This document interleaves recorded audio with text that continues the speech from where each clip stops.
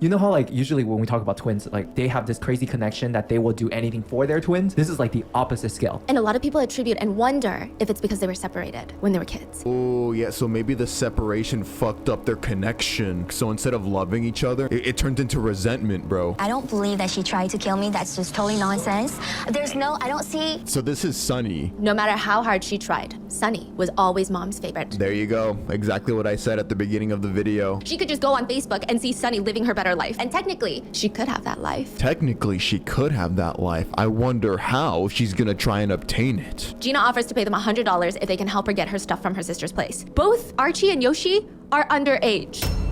Archie is 16, Yoshi is 15, and Gina is 23. We got female Diddy? Wasn't she cuddling with Yoshi? The two boys are confused, but Gina keeps going. What if you guys just kill my sister instead? Have you ever killed anyone before?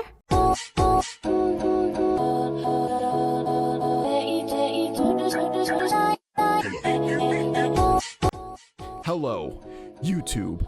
In today's video, we are back with my queen, my wife, Stephanie Rotten Mango. The title of today's case is Korean Evil Twin Tried to Kill Her Quote-Unquote Perfect Sister to Take Over Her Identity, to steal her identity. I mean, if I have any twins in chat, let me know if you've ever felt this way. You know, if you've ever envied your twin and you've ever wanted to take their place. Can't relate.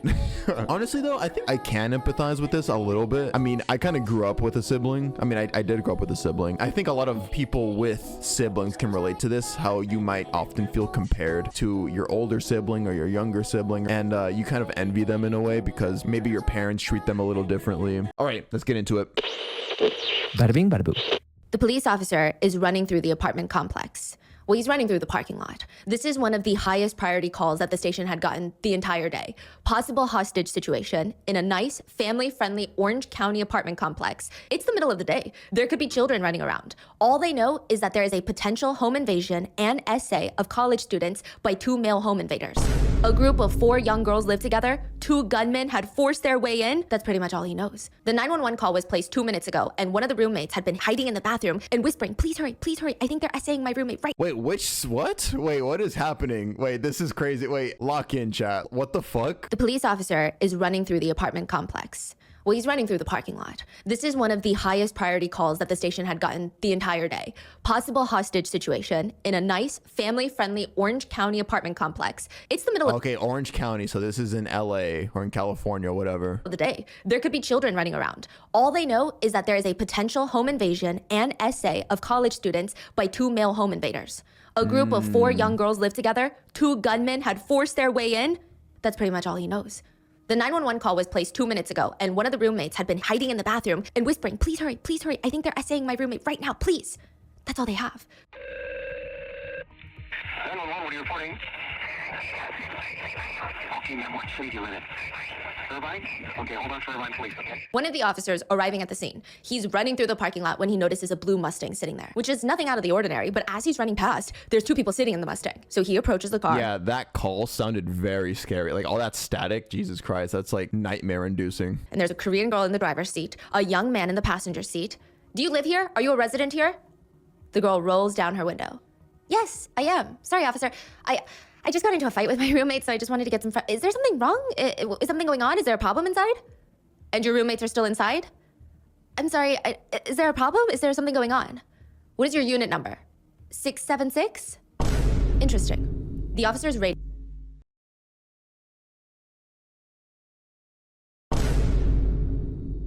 Oh yeah, there it is. There's chat spamming it. Oh god. The officer's radio starts buzzing. The other officers need backup at unit 676. He's about to rush off, but he stops. He looks at the Korean girl for a brief moment. Black hair, fair skin, brown eyes. I mean, like most police officers, he's trying to memorize the face of every single person he sees at a crime scene.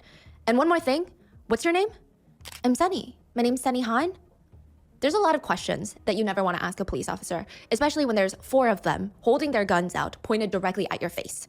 Probably top of the list of questions never to be asked would be something along the lines of, "If I run, are you gonna shoot me?" What the fuck? This is all so bizarre. What is this?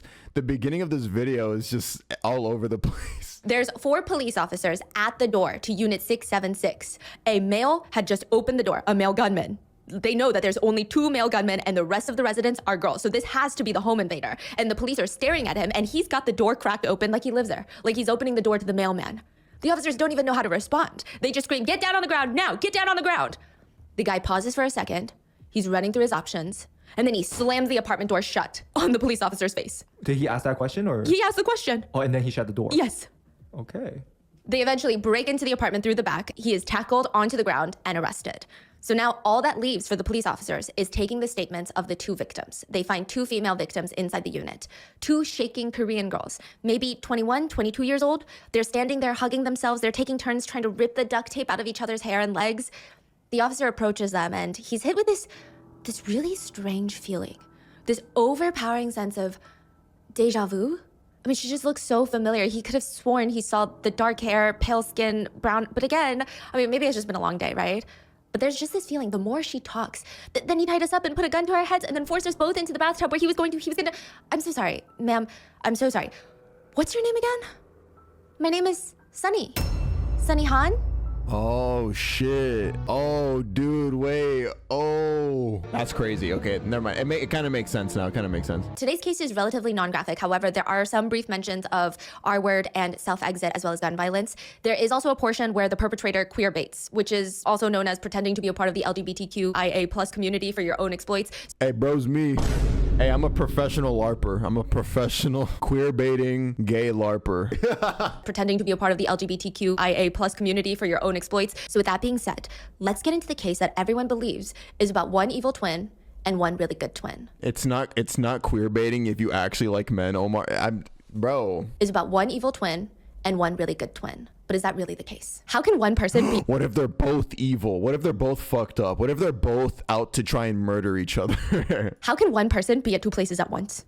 But here she is on the witness stand, testifying as a victim, and then you turn your head, and there she is again, sitting next to the attorneys at the defendant table. Me when I want to find a real ass motherfucker to talk to. Who's the victim, and then So it's me against me. you turn your head, and there she is again, sitting next to the attorneys at the defendant table. Most of the people in the courtroom, the judge, the jury, they all have to keep doing double takes, left, right, like they're watching a tennis match. It's like watching a mirrored image. When one on the witness stand would start crying, the other one would instantly start crying at the defense table. It's like they shared the same emotional string. It was really weird. It's like a glitch in the universe, watching 2 clones. I mean, there's obviously a very reasonable answer for this. They're identical twins. One is on the stand as a victim, and the other is on the stand as the defendant, on trial for conspiring to murder her identical twin sister. All because she wanted to be her twin. She wanted to be her. Sunny Han is staring at the police officer. You can... So I'm just gonna go ahead and call it. It's gonna be a case of envy. I think that's usually what these conflicts between siblings are about, you know, especially twins. Like one usually excels a lot more than the other one. She wanted to be her. Sunny Han is staring at the police officer. You cannot be serious right now. Oh, we're serious. What the hell did Gina do? She's always lying to get me in trouble. This is not real. That's not what the neighbor said, by the way. The city of Irvine, I mean, we lived there briefly. It is a weird place. It's in Orange County, which is in California. And the city itself feels like a... Is it weird? Wait, do I have any Orange County residents in chat? Like anybody watching? Low-key, I was looking at moving out here as like one of my potential places, like in the overall Orange County area. Is it weird? It is a weird place. It's in Orange County, which is in California. And the city itself feels like a fake Black Mirror city. It's beautiful, don't get me wrong, but everything is beige and it's a giant bubble. Every house looks the same. Every apartment complex looks the same and they're all owned by the same company. Everything is so clean, but in a strange... Yes, it's strange. It's sterile. It's like, I don't know if human cities are made to be this clean. It just doesn't naturally happen. It's the place that you go to have children. You send them to school and then you have a suburban routine that just loops and loops and loops until you die. And that year, there was only one recorded murder for the full 365 days in the city of Irvine. It is consistently ranked one of the safest cities in the United States. Nothing ever happens in Irvine. That's why Carla, fake name, moved to Irvine in the first place, for some peace and quiet. Look what you did to me! Look at me! How could you do this to your own flesh and blood? Calm down. So it's like one big Twilight Zone or something? Like literally nothing happens there, but the people are weird? Like what? Calm down. Carla looks out the window and there's 2 girls. I mean, she knows that there's 2 separate girls because they look the same and they're standing in front of each other. It's almost like, again, looking at a mirrored image, but one of them is covered in blood. So obviously it's 2 girls. It looks like someone took a meat cleaver and just smashed it into her nose bridge. Jesus. And now that girl, the bloody girl, is screaming at the top of her lungs, look what you did to me. You stole my car. You started it. Someone help me, please. Someone help me. She's gonna kill me. How old? They're are like they? 21. Oh. It appeared one of the girls was trying to kill the other. So Carla naturally calls the police. When the police arrive, they arrest Sunny Han, which makes sense. She's the one without the blood dried on her shirt. That makes sense, right? But they're not arresting her for punching and assaulting her sister. They already had a warrant out for Sunny Han's arrest. So that being said, Sunny Han is in big trouble. Asian gangs in Orange County are actually a very big thing. There's the Tiny Rascals gang, the Asian boys, watching Dragon Family, the Korean gangs like the Korean Crazy Dogs. There's a lot, and they all have turf wars. And one of them, or maybe What the fuck? There's Asian gangs out there? The Asian boys? I'm sorry, like that sounds a little cringe. The Asian boys. there's a lot, and they all have turf wars. And one of them, or maybe a few of them, were out for Gina Han. That's what she's frantically telling her friends. My sister Sunny, my twin sister Sunny, her boyfriend is in one of those Orange County-based Asian gangs, and they're gonna get me. I have to be careful every time I drive into Orange County. Your sister? Why would your twin sister want to do something like that to you? I mean, that's your twin sister at the end of the day, no? I know, but when we were 15 years old, I don't even remember what I did. It was honestly probably nothing, but we're arguing like we normally do, and I'm telling you, she's insane. Out of nowhere, my sister Sunny grabs a sharp pen and stabs me in the thigh with it. That was when we were 15.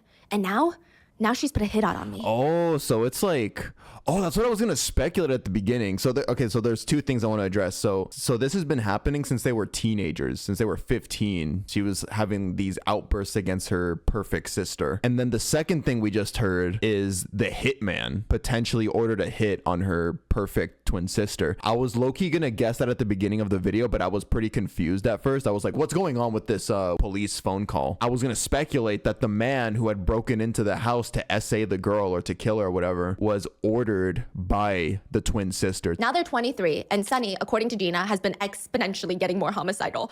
Gina's anxiously grabbing her arms while telling her friends and anybody who will listen that Sunny put a hit out on her, and she's so scared. She told her boyfriend, who's in one of those gangs, to kidnap me, essay me, and then kill me.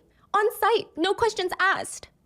Which is interesting, because what if they catch Sunny instead? How could they tell the difference? A girl walks into the police station not too long after all of this, and she walks up to the officer. Hi, I would like to pick up my ID, please. She's standing in front of the receptionist at the sheriff's office. Name, please. Sunny. My name is Sunny Han. Or at least it will be soon, because all Gina has to do first is kill her twin sister Sunny to become her. So Gina wants to be Sunny, Yes. and Sunny is In jail. in jail. Yeah, she just got out. Sunny just got out. Yeah, Wait, repeat that. she just got out. Oh, okay. So if I said Sunny before, like Sunny ordered the hit. No, my bad. If I said that, but no, yeah. Gina is the one that ordered the hit against Sunny. Okay. Oh, So we'll get there. Sunny did beat Gina up, Sunny did beat her up, yes. and Sunny Wait, is Sunny did beat Gina. Wait, who wants to be who? Oh, we'll so get there. Sunny did beat Gina up, Sunny did beat her up, yes. and Sunny is dating someone in a gang. Allegedly. Now, one of the creepiest psychological studies done was in the 1960s. Two scientists were debating nature versus nurture. Are you born this way, or are you made this way, or is it kind of a mixture of both? Some believe that it's nature, that genetic traits are handed down by parents through evolution and all of that, and they influence everything about an individual. And it's precisely that, your genetic makeup, that makes each person so incredibly unique. The argument being, there could be a set of twins that have the exact same genetic makeup, and yet their lives turn out drastically different. How does that make sense? But others argue it's not that simple. There's no way that both twins experience the same exact life trauma experiences and stimulations in life. So with nurture, each twin turns out different from the other. Then you have people arguing that it's a mixture of both nature and nurture that defines who somebody is. I mean, it's so hard to argue because there's no solid proof that it's one or the other. If someone ends up being an incredibly stubborn person when they're older, is it a result of their genes or their environment or a mixture of both? There's no perfect answer. Dr. Viola Bernard invented what she called the twinning reaction, placing two twin infants into two different adopted families. So she ran this adoption center, or she worked with an adoption center, and every time they would get two twins, they would adopt them out to separate families and not tell anybody that they were one half of a twin. They would not tell the adoptive parents, they would not tell the twin, it would be nowhere in the files. Is that okay to do? This is probably one of the most debated Yeah, I was gonna say right there, like, is that even ethical? A part of your experiment, of your scientific experiment, is separating siblings at birth? Like separating siblings from each other? Like, damn, what the fuck? To do? This is probably one of the most debated, questionable, unethical studies that was ever done on twins.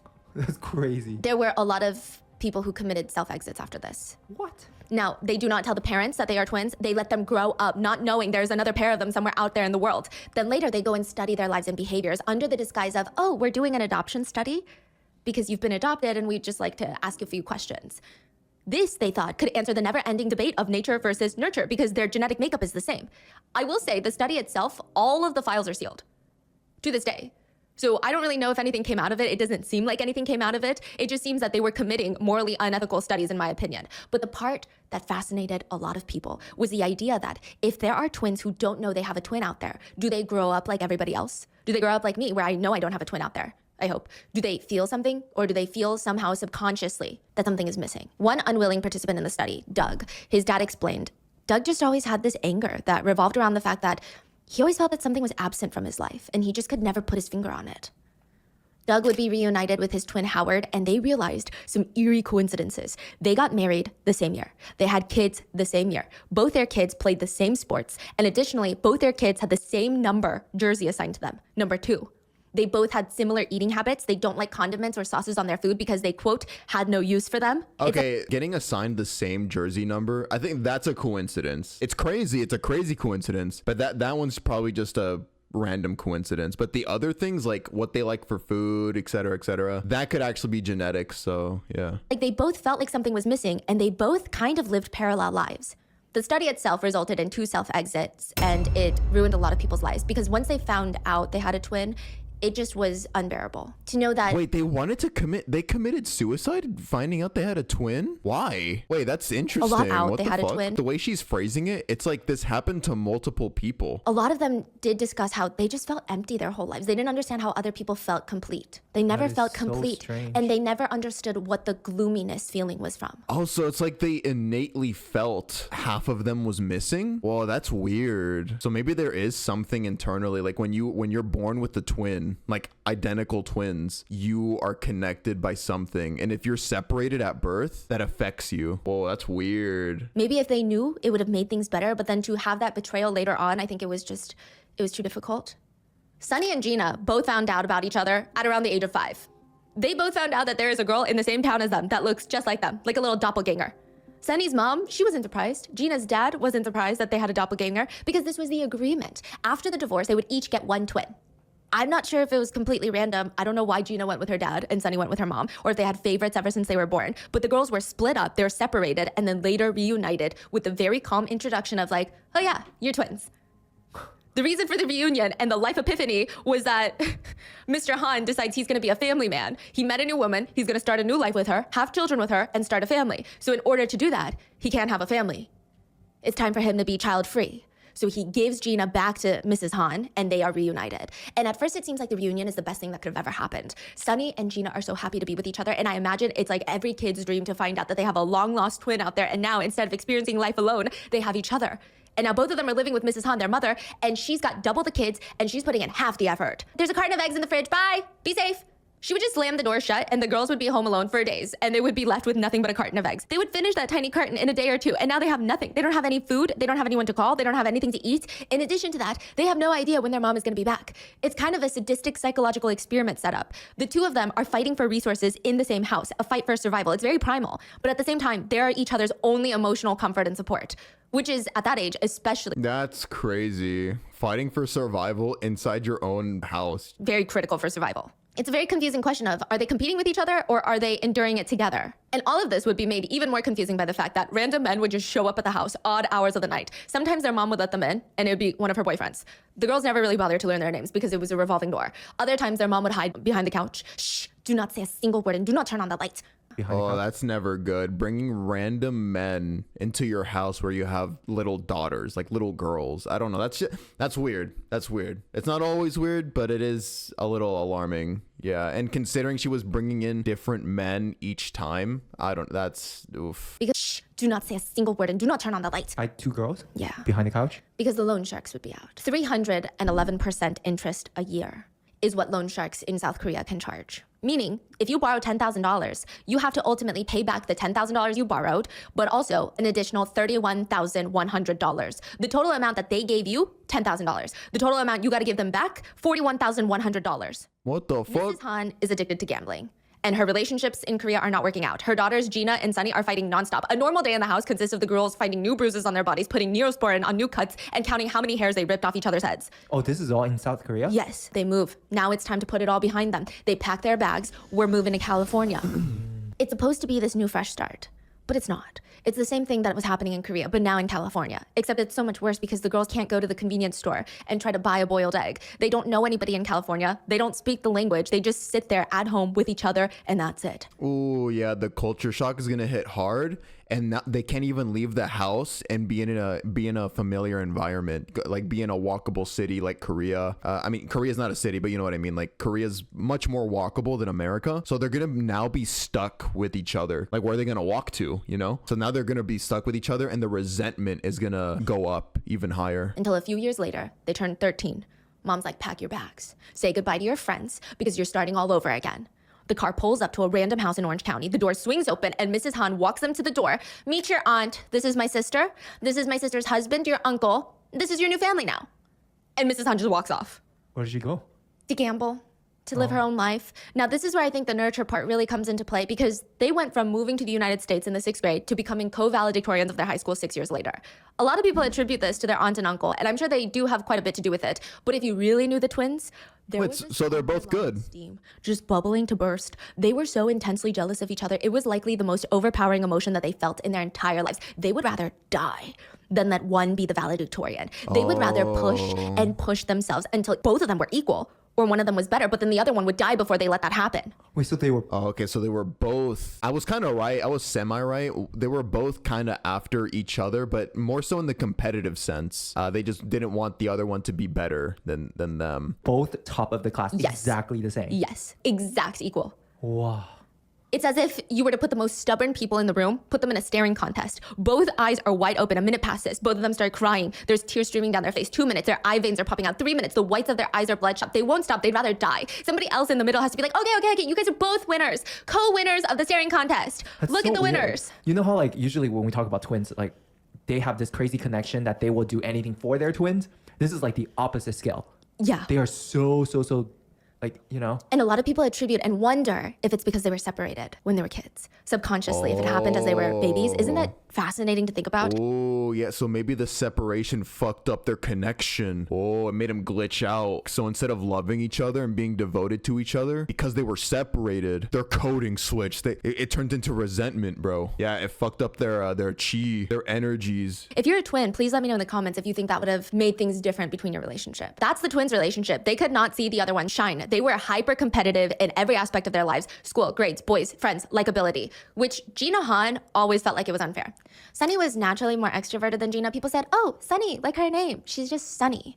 And then things just came easier to Sunny. She would study 3 hours a day, get a 98 on an exam. Gina would have to study 5 hours to get the same freaking 98 on the same exact exam. But it's fine. There you go. Gina has to work harder to keep the gap close with her sister. Yeah. Because Gina would just stay up late and put in the extra hours because she would rather die than see Sunny get a 98 and she get a 95. There is, however, one thing that Gina did not stand a chance on, no matter how hard she tried, and that was being mom's favorite. Sunny was always mom's favorite. Every time she would visit, There you go. Exactly what I said at the beginning of the video. That's something that's very common in siblings, especially twins. I don't know, like sometimes the parents just treat one of them different and then it creates, or like they treat one of them different and then who knows, sometimes the parents even compare siblings to each other, which is never good. And then, no, yeah, a lot of the times it ends up with one of the siblings feeling lesser. 21-year-old Gina walks up to her commanding officer, her senior at the Lackland Air Force Base in Texas. This is after high school. She graduates as co-valedictorian, and now she's in the Air Force.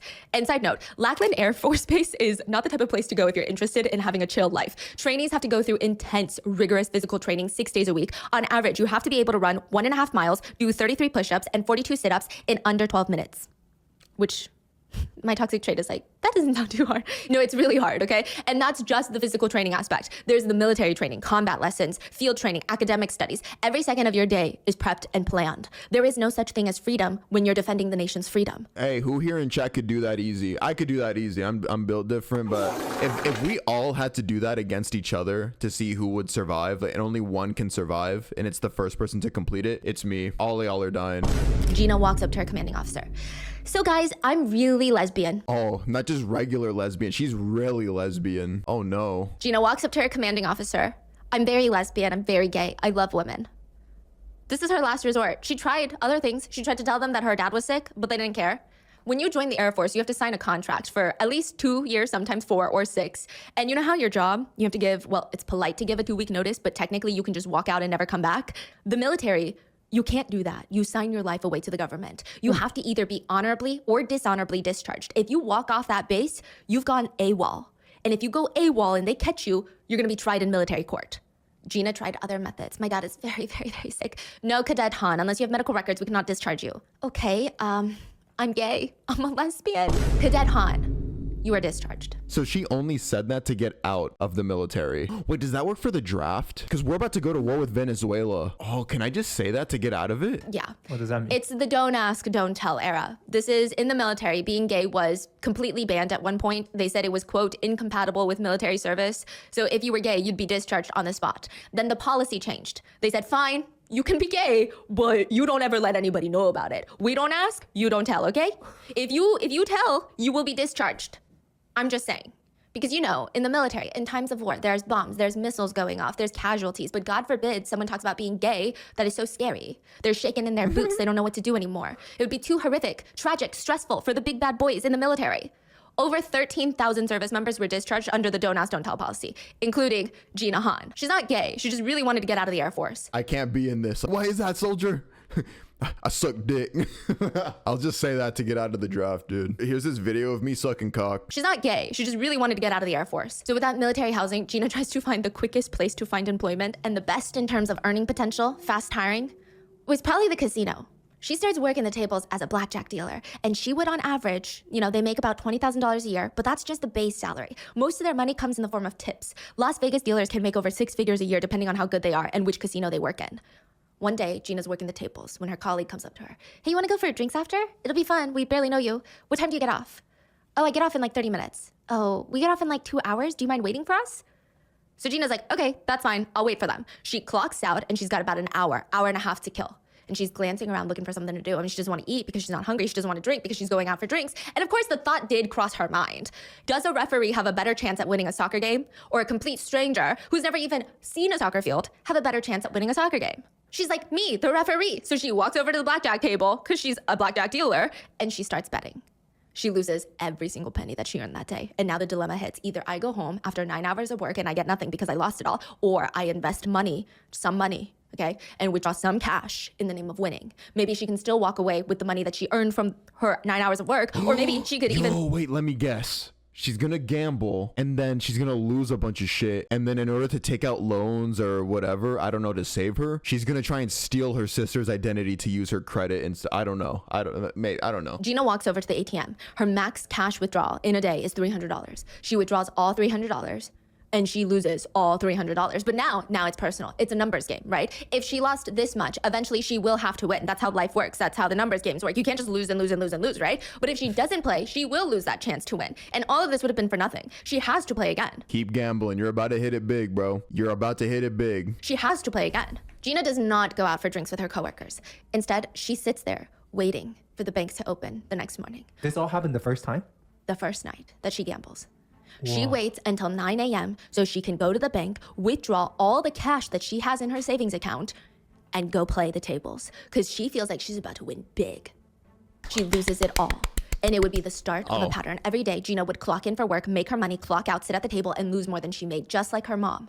Meanwhile, Sunny, mom's favorite, full ride scholarship to the University of Laverne. She's graduated college and is now living one of those very annoyingly perfect Facebook lives. I mean, she's got the cute little apartment, the ones with the resort style pool and a full-size gym included in the rent. She gets to drive around in a white BMW every day and wear designer clothes and her leather handbag that's designer. Does she even think about Gina? They barely talk after high school. Is that why they never call? She's too busy creating this perfect life and forgetting all about her twin sister. It's a very painful contrast to Gina's life right now. She's been in jail multiple times, Gina, for stealing. She's in debt, she's addicted to gambling, and she feels inferior to her sister. I wonder if she really... Wait, why did somebody in chat just say, I kind of don't like Sunny? Like, why? She's just living her life being successful, like, focused on shit. Bro is siding with Gina, the gambler. And do you think 5 minutes can change your entire life? That's how Gina feels. Sunny was born 5 minutes earlier than Gina. 5 minutes, 300 seconds. It's something that Sunny would never let her forget. And that's why Gina thinks Sunny was mom's favorite, because in Korea, there is a hierarchy. And now every time Gina thinks about Sunny, she's reminded of that. I think everyone has this feeling, the feeling of, oh, if I did that one thing differently, how would my life be? If I studied harder, if I didn't miss that job interview, if I dated that guy, would my life be different? Okay, rather, if I didn't date that guy, that's a better one, okay? Would it look like that? Gina knew what her life would look like. Because us, we could sit here and wonder, but it's literally an imagination. Gina knows exactly what her life would look like if it was better. She could just go on Facebook and see Sunny living her better life. It's watching her parallel universe self living the fantastic life, and she's not there. And technically, she could be. She could have that life. I mean, Ooh, there we go, chat. Technically, she could have that life. I wonder how she's gonna try and obtain it. she could have that life. I mean, why not? She has the same DNA as her, the same face, the same everything. I mean, she's technically entitled to that life. The only problem is there can only be one Sunny Han, and Gina would do anything to be her. 19-year-old Helen is sitting on the couch debating. She's completely frozen, and she's thinking, do I just sit here and act like I didn't hear that, or do I go investigate? So annoying. She decides to get up to investigate. She walks towards the front door of the apartment unit. There's a small side window right next to it. She was just gonna quietly peek out and make Oh, is this when the invader comes in to try and kill her? sure it's nobody important, like one of her 4 other roommates. When they make eye contact, he sees her, and now it's too late. If she crouches down and tries to hide now, the man at the door is gonna know that someone is home and is pretending not to be home, which isn't illegal, it's just awkward. Helen makes a split-second choice to just open the door a crack. I mean, she already dealt with him earlier, the boy selling magazines, which is kind of strange. It's not like he came back a day ago to sell her a magazine. He came back an hour ago. But maybe he forgot he already came to this apartment unit, or maybe he really is desperate to sell these magazines. Who knows? All Helen knows is she does not want to answer this freaking door. Oh, hi. The same boy is holding a spread of magazines in his hand. Next to him, off to the side, is another boy, just standing there. It's weird. Hi, are you interested in buying a magazine? She looks down at the copies of Vogue, Cosmopolitan. Do they not remember that they were literally here 55 minutes ago? Oh, no thank you, I'm all right. She's about to close the door when the hand catches it. Would anyone else, any of your roommates be interested? Oh, we all share This magazine boy is very sussy. magazines, so I think we're fine. Thank you, though. Helen's getting this weird feeling in her gut right now. I mean, normally magazine salespeople, they work alone. It's not a job that requires 2 people. It'd be a waste of time and resources to have 2 people going door to door. Why aren't they even just splitting up going door to door? And then the other guy, he's just standing there. He's not even holding magazines. And they came just an hour ago. Why would they come back unless they're not trying to sell magazines? So Helen steps back, goes to close the door, but the man with the magazines quickly drops them, and both the 2 guys lunge forward, prevent her from closing the door. They force their way into the apartment. Helen's trying to run into the apartment to the room where she knows her other roommate is. The men chase her down, tackle her to the floor, pin her down on her stomach. She feels the weight of a man on top of her and the coldness on her left temple. There is a gun pressed up against her head. Ooh, I've said this before in other cases when it comes to family on family violence, especially against siblings though. Like, I just don't get how you could do that to your sibling, like order a hit or just cause harm in general to your sibling. I don't know. I just think about my siblings and how I would like die for them. Yeah, I don't know. It's weird. Shut the f up and sit down on the ground. If you shut the f up, you'll be all right. They start tying her hands together with a piece of plastic twine behind her back. They place a long strip of sticky duct tape over her mouth, and she can hear their conversations. I mean, she's looking for a way out, and she hears them talking, and it's so strange. It sounds like they're looking for someone. Initially, she thought it was a burglary. Then she thought maybe an essay. Then she thought, oh no, is it murder? But it sounds like it's not random. Shit, what the hell? I thought you said that she's home alone now. I don't know. How the hell am I supposed to know? There is another roommate. Are they looking for her? That other roommate had just gotten out the shower, and she hears Helen screaming her name, but she has no idea what's going on outside. She just screams back, "Come in!" She rushes to put her clothes on, and she's waiting for Helen to come in, but nothing is happening. She just stands there quietly listening, like, did I not hear her correctly? And instead of Helen, she hears 2 guys half whispering, half shouting, "Shut up, be quiet, get the tape." Where the hell is her roommate? Helen's roommate starts freaking out. She rushes to grab her phone from the bed, runs back to the bathroom, barricades herself inside, and starts calling 911. She's freaking out. "My roommate's being R-worded. There's a burglar. Please send someone quickly. Hurry." Oh, here we go. This is where we were at the beginning of the video. Okay, see, now it makes more sense. Okay, because at the beginning we were all confused, like what the fuck is happening? But there we go. It ties together here. Freaking out. "My roommate's being R-worded. There's a burglar. Please send someone quickly. Hurry." My boys. Computer. She quickly turns off her phone so that they can't see that she called 911, and she cuts it so close. Her phone screen just turned black when the door to the bathroom slams open. Did you fucking call someone? Answer the question right now. Did you fucking call someone? There's 2 men that she does not recognize, and she's begging them, no, I just hung up on my friend, please no. They throw her onto the ground, tie her arms back together, duct tape her head multiple times, and she's pleading with them, "Please, can you just please leave my nose unwrapped so I can breathe, please?"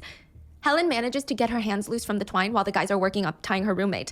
It's her chance. She makes a run for it. She books it to the door, but one of the guys runs after her, tackles her to the ground. I should shoot you for that. They grab her arm and drag her back into her roommate's room. And at first, the guys place both the girls on the bed, lying face down, side by side. But very quickly, they decide... All of this was organized by the other sister, by the way, in case y'all forgot. Jesus Christ, this is insane. Walking back and forth in fear, shaking. I mean, when they were on the bed, the implication was clear. The motive of the crime is essay. But when they're placed in the bathtub, why would you do that? Unless you have plans to try and facilitate an easy cleanup for murder, for blood. And they're sobbing. They're trying to comfort each other when one of the guys turns to the other one and says, "Go tell Gina they're ready."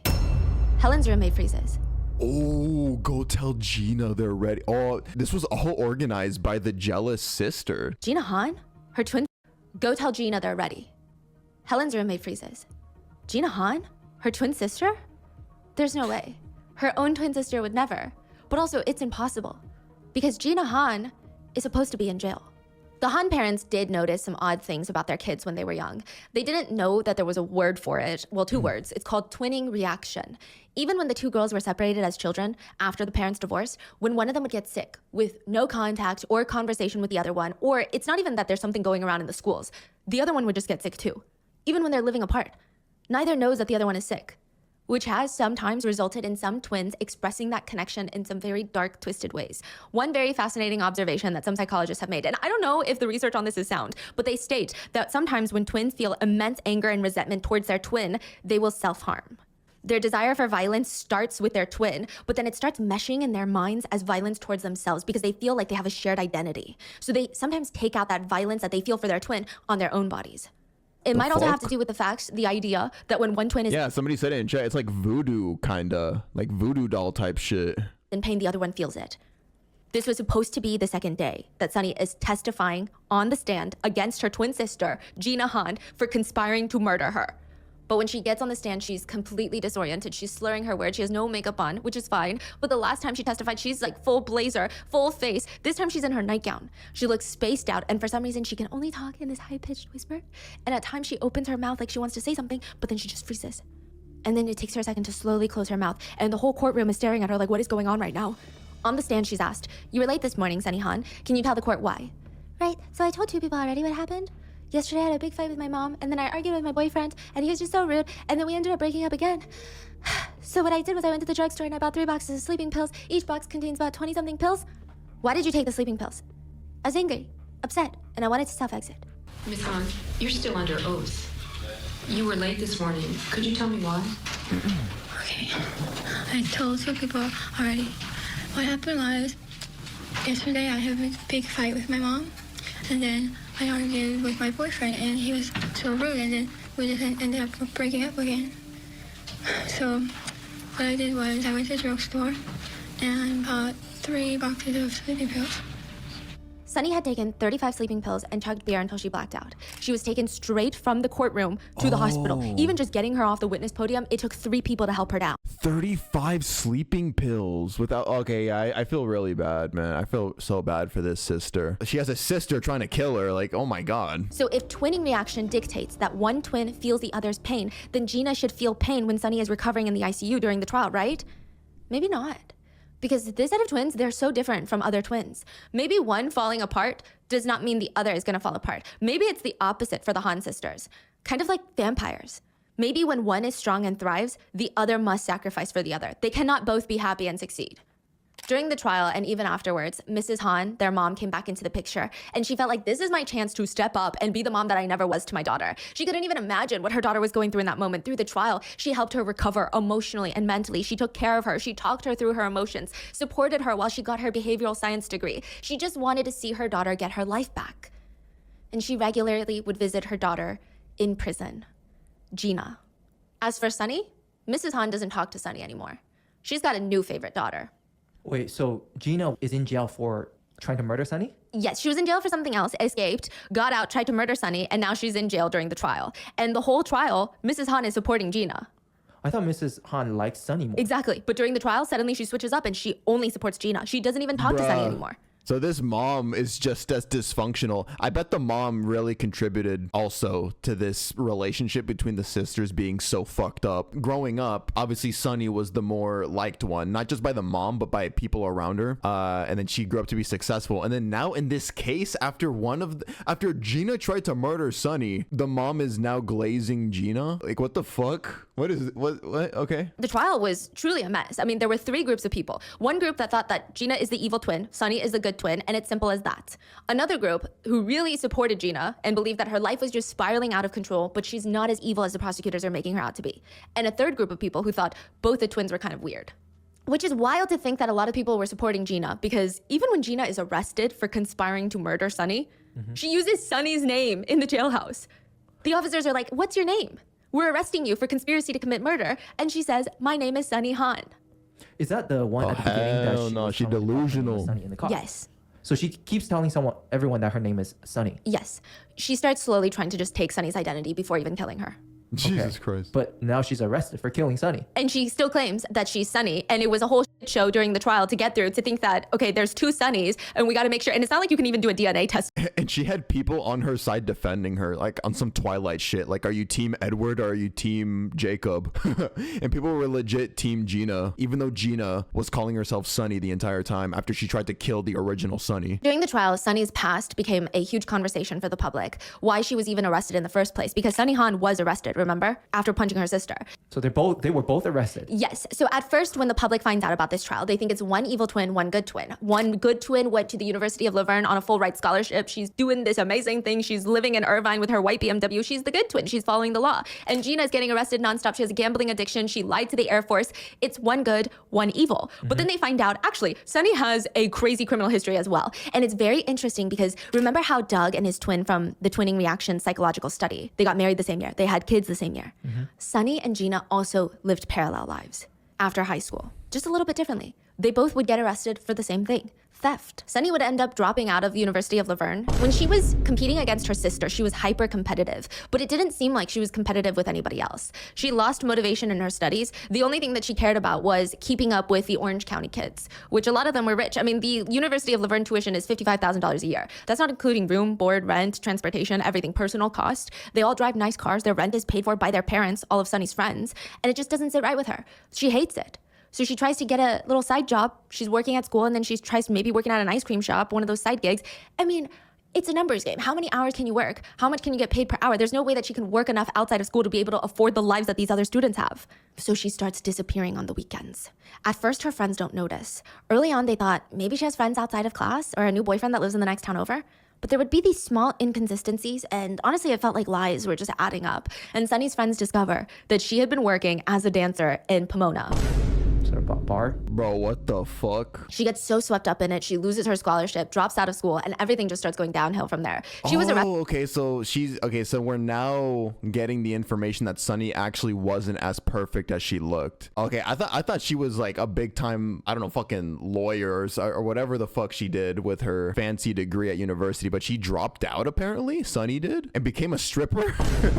After punching Gina in the face because her scholarship, drops out of school, and everything just starts going downhill from there. She was arrested after punching Gina in the face because she stole her friend's credit card and went on a shopping spree. She bought designer lingerie, shoes, sunglasses. She spent thousands of dollars and there was a warrant out for her arrest. Later, when she's arrested, she looks genuinely confused. She would tell the police and the judge, "I truly did not think that my friend would have even been upset because she's rich. I didn't think that she would miss the money." Whoa. So this is brought up That's in, wild. yeah, and it's the same attitude that Gina has every time Yeah, she's so arrested. they're both Well, low-key Gina feels inferior to insane. Sunny felt inferior to literally everybody else that she went to school with. A close friend of the family said, "They're both the same. They didn't know the difference between wants and needs because I guess half the time they didn't have what they needed. So their wants just got out of control." A lot of netizens find it very fascinating that even though they're technically separated after high school, they went on to live very parallel lives, committing very similar crimes. So Sunny, you say Sunny was like has a good job driving around in a BMW. All lies. all lies? She's just stealing. She works as a Oh wow, what a reveal. Okay, yeah, so clever Stephanie. She like did a little plot twist on us for this story. Oh, so her life really wasn't as perfect as, you know, as she made it seem. receptionist, and she's stealing a lot from her friends. Now, the Korean American community came together to send letters to the judge asking for leniency for Gina, which I thought was very interesting. But they stated in the letters that siblings fighting is part of Korean culture, and this was overblown and over-dramatized by the American police. Which again, I'm Korean American. I have never fought with my sister like that. Ever. Like attempted murder? Or even just like punching each other in the face. Koreans in my chat in the audience, is it normal in Korea for siblings to want to kill each other? Leave it down below. So the Korean community was supporting Gina a lot. They really rallied behind Gina during the trial. And I think it was probably part and due because Sunny begins supporting Gina during the trial. During the first day of testimony, Sunny was coherent. She's testifying against Gina as the star witness. She's the prosecutor's star witness. But in the middle of the trial, she starts changing her story. Or at least she starts changing how she feels about the crime. She tells the court that she does not believe that her sister tried to kill her. It's stated that while in jail, during the trial, Gina would call Sunny saying things like, this is all a big conspiracy. There's no reason for me to want to kill you. This is a big case of the cops not understanding how Korean siblings are and trying to brainwash everyone into believing that it was actually a conspiracy to commit murder when it wasn't. It's just a shitty fight gone wrong. For what? But okay, my question was, what were they trying to do when they broke into the house? Gina tells her, I left my stuff at your place, right? And you weren't picking up your calls. You didn't want me to come see you. We were fighting and I just wanted my belongings back and I wanted to teach you a lesson. And so I sent in these two guys and I just wanted them to tie you up, but I don't know why they brought out the gun and all these things. I just needed backup so I could get my stuff back. I just wanted my stuff back. I don't know why the two guys did all of that. Truly, it's a mystery to me. Why they threw you in the bathtub, we never talked about that. That was never part of the plan. Sunny, you have to trust me. Were you trying to forget it when you were talking to the people from Lisa? Yes. You were? Yes. When you went on the Lisa show, you were trying to forget this? No, when I was on Lisa's show, I wanted to tell people the things that was untrue. I wanted to clarify that. I don't believe that she tried to kill me. That's just totally nonsense. There's no They were brought on TV shows? Dude, no. So this is Sunny. motive. Believe that she tried to kill me. That's just totally nonsense. There's no motive. During the trial, Sunny is asked, at times, did it feel as though your mother had abandoned the both of you? Yes. And at those times, who was it that you turned to? Gina. And how do you feel about your sister? How do you currently feel about your sister, Gina? This is on the stand after Gina tries to kill her. I want to do everything I can to help her. So that gets me to the basic question. How do you feel about your sister? Currently, I want to do everything I can to help her. The two guys that stormed the apartment and tie up Helen and Sunny are probably the most puzzling part of this case. Who are they? Why are they even helping? Their names are Archie and Yoshi, and neither of them planned on getting arrested that day. Archie was the main one with the gun, and he told Yoshi to go get Gina, who's waiting in the car to come see her sister. So Yoshi runs out into the blue Mustang. Archie is going through the stuff looking for Gina's belongings, and I don't know what would have happened had Gina made her way in. But when Yoshi gets to the passenger seat, an officer stops them in the parking lot. Meanwhile, Archie is still in the house. He has no idea that there's police that showed up until there's a banging on the door. He momentarily opens it up thinking it's Gina and Yoshi, but he's face to face with 4 officers, holding their guns straight at his face. He freezes for a second. If I run, are you gonna shoot me? They scream, get down on the ground. He slams the front door, starts running towards the back door. He gets tackled because they break in and arrested. Gina and Yoshi, they just drive off, leaving Archie behind. I mean, Gina knew since day one she's not going to prison for this. If Gina felt any guilt for what she did to her sister, she's leaving it somewhere on the highway because she's high-speed driving down to San Diego, running into the bank, insisting that she is Sunny Han, throwing down her ID. I'd like to withdraw $5,000 from my account today. My name is Sunny Han. They give her $5,000 in cash, and now Gina and Yoshi are sitting in a car dealership trying to purchase a $40,000 Nissan. Her original plan that she told people was to drive to Mexico, get a plane ticket, fly to South Korea, start over, start fresh. But they're not selling her the car. For one, her credit application that she filled out has scratches all over it, meaning she's answering the questions on the form and then scratching it out and writing new answers. Like she doesn't even know the answers to her own identity. Does this woman have amnesia? Why is she forgetting pretty standard things about herself? Hey, Sunny, do you mind refilling this out? Gina starts refilling out the credit application, and everything is about to clear and close, but the dealership tells her, okay, we're good to go, but you're not getting the car till tomorrow. She starts freaking out. I'll throw $1,000 down right now for it. They are denied. So Gina and Yoshi head to a rental car place and they try to get a new rental car. So the blue Mustang that they were in was already a rental. They had turned it in. But now they're completely carless and they need to get a new car. And they're sitting on the couch in the rental shop waiting for that new car on the love seat. The police would later say it looked like they were cuddling, Gina and Yoshi. So who knows? They were physically very close, which becomes problematic later. But they're on the couch, kind of cuddling, and officers storm the place screaming, "Get your hands up where I can see them! Get your hands out where I can see them! On the floor, now, get on the ground!" Yoshi practically throws himself onto the ground, but Gina gets up instead of getting down. I said, "Get down now!" She's like half holding her hands up, half going, "Why are you doing this? I don't have any weapons. Get down, get down." Eventually, both Gina and Yoshi are arrested. Archie was already arrested at the apartment. Now, two factors would make this arrest very complicated. One, Gina keeps insisting she's Sunny Han. And two, both Archie and Yoshi are underage. Archie is 16, Yoshi is 15, and Gina is 23. We got female Diddy, 23, hanging out with a 15 and 16-year-old. Wasn't she cuddling with Yoshi, the 16-year-old? How did they know each other? 2 weeks before the attempted murder scheme, Gina Han is sitting in prison. She's got a few more months left in her prison sentence. She stole about $40,000 from her uncle. He reported her. She got arrested. Yeah, the uncle that took her in high school. Yeah. Wow. Now, this wasn't even the first time that she was in trouble with the law. She had been on Target's watch list for a really long time for stealing cosmetics. It's a whole thing. She said that she was doing it to support herself. One person close to the twins said, I mean, honestly, it felt like they just lacked plain practical sense. They didn't even seem to know how to cope with anything. So she's in prison, and a fellow inmate said, that little Korean girl, nonstop talking about how she hates her twin sister and wants to see her die. I mean, she said that she's so angry she can't even hold it in anymore. She needs her dead. Even amongst inmates is a lot. They said, that bitch is crazy. Like, she doesn't take social cues. She does not read a single room. She'd just walk into a room and she'd be like, it's not even that hard. It would honestly be kind of easy if you really think about it. Kill my twin sister, sell her gold jewelry, get all of her cash, drive down to Mexico, fly to South Korea from Tijuana, and start a new life. But just because you're in jail and you want to go out to kill somebody doesn't mean they're just gonna let you out. So you can commit more crimes and then come back here for a longer sentence. Gina Han escapes jail in the world's most anticlimactic way possible. Work furlough. She's just allowed to leave. She's allowed to walk out of jail for 5 hours a day to work and then come back in. She's basically just getting a free place to stay at night. The program is technically put in place so inmates who have a job and are in prison for a few months, they can hopefully still have a job when they get out because they're not missing work. But also, inmates will hopefully be able to get back into society a little bit better. Now, Gina has 5 hours to kill her sister. That's not enough. That's not enough. She can barely make it to Irvine in that time. Oh, okay. So she leaves the prison for 5 hours for work, but instead she's gonna find somebody to hire to kill the sister for her. So she takes a 2-week work furlough instead. She becomes a fugitive. She just walks out, no intention of coming back. Oh, never mind. I thought she was gonna find somebody within 5 hours, but no, she just walks out to, she's allowed 5 hours to go work, but she just doesn't come back for 2 weeks. What the fuck? Okay. She just walks out, no intention of coming back. So she's intended to really take over the sister's ID. That's what a lot of people are saying, because you don't walk out on work furlough if you want to have a future. Yeah. I mean, you can't get a job. You can no longer be Gina Han. You're a fugitive. And just like the situation with the Air Force, without the government-provided housing, Gina has nowhere to go. So this time, she can't just show up at a casino and ask for a job. She's a fugitive. She ends up in this halfway house in San Diego that's owned by 2 sisters. And she's staying there. No thoughts, no plans, just vibes. Until she sees 16-year-old Archie walk into the halfway house. He doesn't really have anywhere else to be. I mean, there's not a ton of options for a 16-year-old whose parents don't take care of him. Archie's parents are busy dealing and smoking crack. His dad would coach him to lie whenever CPS showed up so that he would never lose custody, but he also did not care to take care of his child. It was up to Archie to just stay alive and stay fed. As a kid, Archie remembers waking up with these raging, intense headaches. He would accidentally inhale crack overnight at the motel that his parents would make him sleep at. I mean, he basically grew up without parents. The only person in his life was his best friend, Laotian American named Jonathan Yoshi Sarath, Yoshi. And they were more like brothers than anything. They were the only ones that could trust each other. Archie walks into the halfway house one day. Whoa, whose blue Mustang is that outside? Oh, you haven't met Gina yet, have you? Gina, come. So Gina, this is Archie. Archie, this is Gina. Archie's staring at this pretty Korean American woman. She's 23, he's 16. I don't know.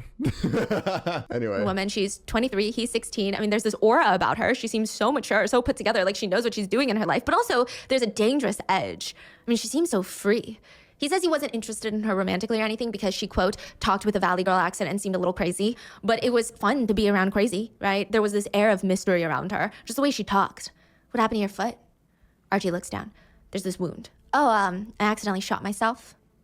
And Gina's eyes light up. Speaking of, do you know where I could find guns for sale for self-defense? Off the market, of course, because you'd be surprised. There's a lot of Asian gangs out there and I just want to protect myself.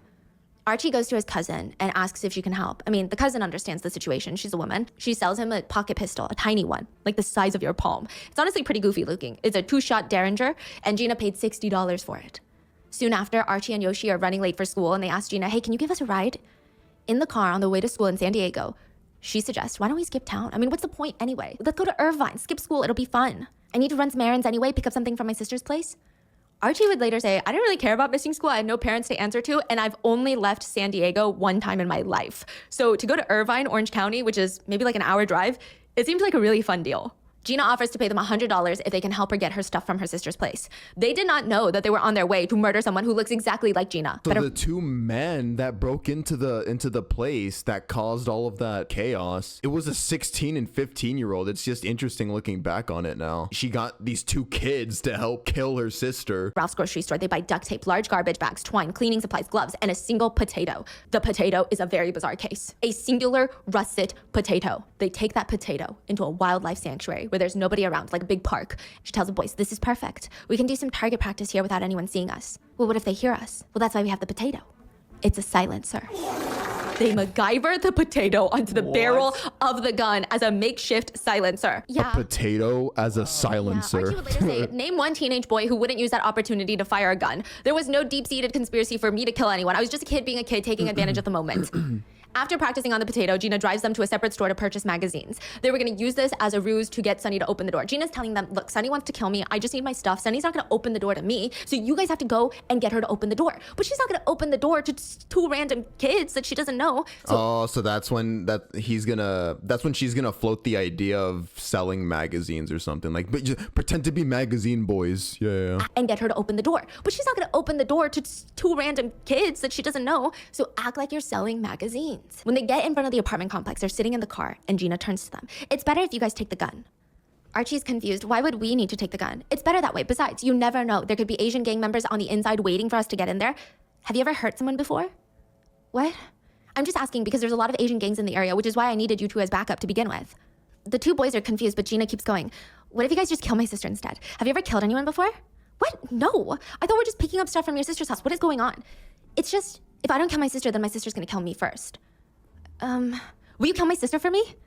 No, no. Archie said he was terrified at this point. He has no idea what Gina is capable of. She's asking him to kill her twin sister for her. He doesn't know if she's gonna kill him for saying no, since even just by asking him, she's committed a crime. Gina rolls her eyes at Archie, slowly turns to Yoshi in the back seat. And what about you? Would you kill my sister for me? Yoshi's quiet and he shakes his head no. And for a second, the entire car is silent until Gina starts slamming her hand on the steering wheel over and over and over again. And Archie said in that moment, he's thinking, whoa, this bitch is crazy.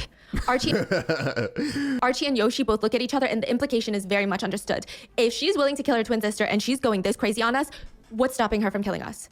Archie decides to take charge. He opens the glove box, takes the gun out so that Gina can't have access to it. But when Gina sees this, she starts maniacally clapping and cheering and whooping in the car. I mean, she's gone off the deep end completely. Okay, remember the plan. Pretend you're selling magazines. Go to the door, see if Sunny's home. She looks like me. And if she's home alone, then if she is, you push open the door, storm the place, put the gun up to her head, threaten her, tie her with a rope. Here, take this. Place the duct tape over her mouth so that she can't scream for help. The two guys go and knock on the door. It opens and they freeze. They can't do it. They can't force their way in. They're way too nervous for this. They run back to Gina's car. I'm sorry, I think she's home alone. I don't know. Are you sure it's her? Does she look like me? I'm not sure. Side note, it wasn't Sunny at the door. They said that they didn't want the magazines and they just slammed the door shut on us. We'll go back and try again. They go back and nobody responds. Gina takes them out to eat burgers, and the whole time she's slowly convincing them that this is the right thing to do. And Archie and Yoshi decide to just go along with it, but not kill anyone. They're not killing people. They're just gonna go along, break in, get the stuff, bring the stuff out to Gina, or have Gina pick out the stuff. It's not like Gina can do anything. Archie's the one with the gun now. Archie said, everything I did that day was what I learned from the TV and movies. When he heard the police pounding on the door, he starts untying the girls, telling them it's all a joke. Just tell the police it's a joke. Please just tell them it's a joke. I feel bad for the two little kids, man. The two little boys, like 15 and 16 years old. You just heard what Stephanie said. The second they heard the cops out there, they were like, bro, okay, untie him. Like, this is a joke. We're so sorry. We were manipulated by this crazy ass hoe. The girls would later say that the boys, Archie in particular, the one with the gun, was shaking the whole time. He was a mess. He had the gun in his hand and he did traumatize the girls, don't get me wrong. So we're not excusing that. But he looks so scared the whole time. He looks potentially more scared than them. Archie would even decline to take a plea deal in court later based on the fact that he did not believe that he was trying to kill Sunny. But if you take a deal, you have to admit that you did those things, and he did not want to admit.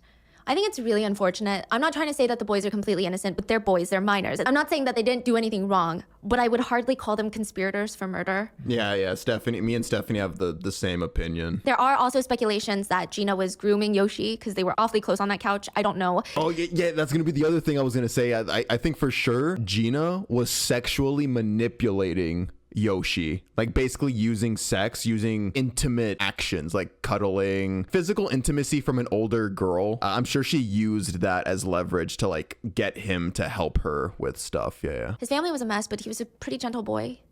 Archie and Yoshi just ended up wrapped up in Gina's little games because they wanted to skip school. That's it. The argument during the trial was, did Gina conspire to kill her twin sister or not? The prosecutors were arguing with what they bought at Ralph's, with what Gina was telling her roommates, skipping work furlough, trying to go to Mexico. It's all very clear she was trying to steal Sunny's identity. Even when she's arrested, she says she's Sunny. So that's what the prosecutors are arguing. Gina's defense is arguing, no, it's just sibling rivalry gone wrong, and she was just trying to get her stuff, and things got weird. Gina did have a court-appointed psychologist, and she was diagnosed with borderline personality disorder with antisocial traits, which is not inherently a bad thing, but they said that Gina continues to manipulate people around her. Even their mother, Mrs. Han, would tell the press that her daughters were being categorized right now as one good, one evil. Not BPD again. Giving people with BPD a bad name, bro.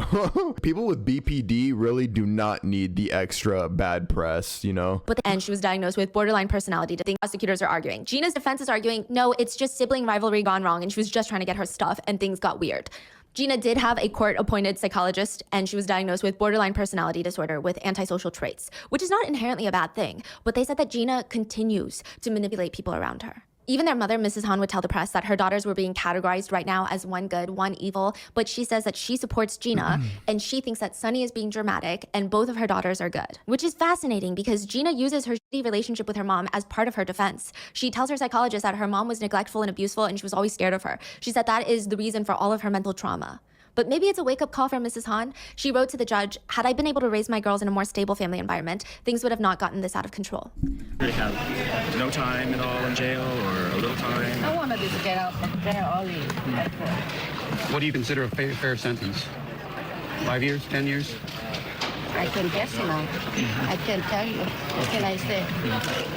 Gina would be found guilty and sentenced to 26 years in prison. Ooh, Gina. Damn, 26 years in prison for this. Honestly, yeah, that's pretty fair because she was 23 here. She'll be 49 if I'm not stupid at math. Is that 49 years old? I think that's pretty good. It is obvious that Ms. Han is a danger to society, particularly to her own family. She has repeatedly committed crimes against her family. The sentence is as follows. The total is an indeterminate sentence of 26 years to life in state prison. Archie would be sentenced to 14 years in prison. As a minor, he will be paroled in 10. Yoshi got 8 years, but ended up... Wait, what? What the fuck? Is it because he was the one with the gun? Wait, nah. I feel so bad for these kids. Gina used them. Gina basically groomed them to commit this act for her. Yoshi got 8 years, but ended up serving 4. I guess because he never held the gun and pointed it at the girls. Oh, there you go. Stephanie just confirmed what I said. Wow. Yeah, a lot of people feel so bad for the boys because they were failed by their parents, they're failed by CPS, and now they're failed by the justice system once more. The last thing Yoshi told his attorney at the sentencing while he was stopping was, please call my mom. After Gina's sentencing, Sunny visited her in prison, and she came out of there crying and telling a reporter, my sister hasn't been plotting this. I'm 1,000% sure. There's no way she could have done this. I thought it was totally absurd, but I was beginning to believe the police, and I thought maybe it's possible. I was just confused. My sister had fallen into some sort of scam by these 2 teenage boys.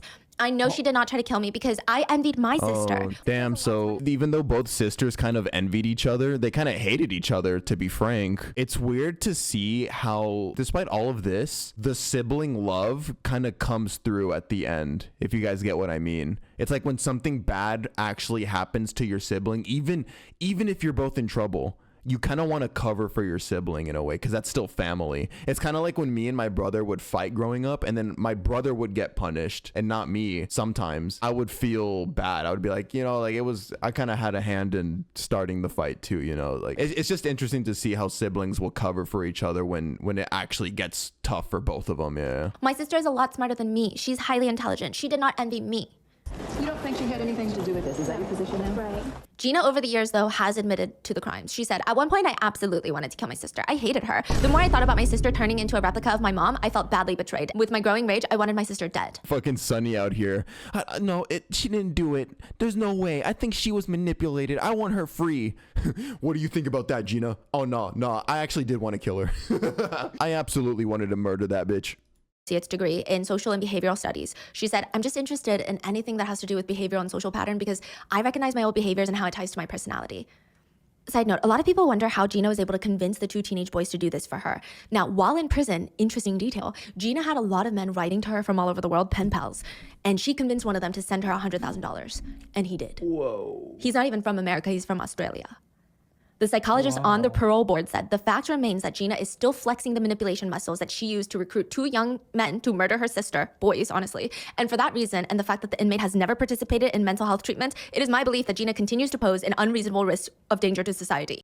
Yellow fever, bruh. Did you guys hear that? The guy was from Australia. Bro, she had simps all over the world, probably because they became famous because like they were on TV and shit. Gina manipulated some dude with yellow fever, Oxford study type shit, some white dude in Australia, and said, send me $100,000 and I might let you hit. She was released on parole in 20 years. She's out and free. It said that Gina is still in contact with her mom. She's very close with her. She's working on getting her engineering degree and is creating a very stable career for herself. They're thriving, it seems. The mother, Mrs. Han, no longer talks to her former favorite twin. It seems that the tides have shifted. Like vampires, only one can be the favorite. And Gina is the favorite now. Wait, so mother doesn't talk to Sunny? No. When she was asked, where do you think Sunny is now? She said, I think she's dead. Sunny is not dead, but she has been arrested for sex work, leading people to believe that the twins truly are like vampires.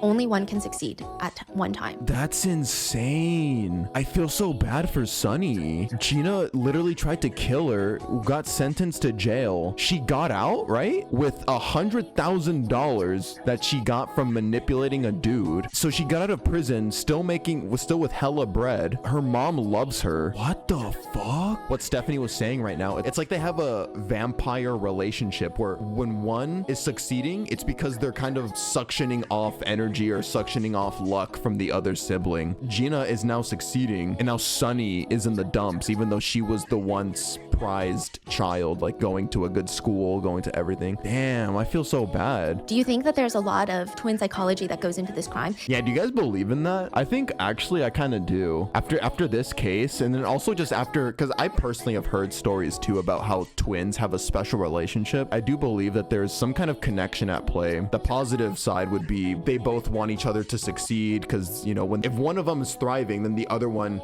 kind of gets that positive energy too, like, hey, I'm gonna try and persevere too, I'm gonna try and do my best in life too. But as we just saw with this one, I think there's a negative side to that coin as well, where some twins might have that special connection inversely related. So when one is doing good, the other one has to be doing bad. I don't know if you guys agree with that. I don't know if you guys believe in that kind of special twin connection, whether it be positive or negative. Somebody in chat says, I would lose my mind too if my Diddy ass twin was successful.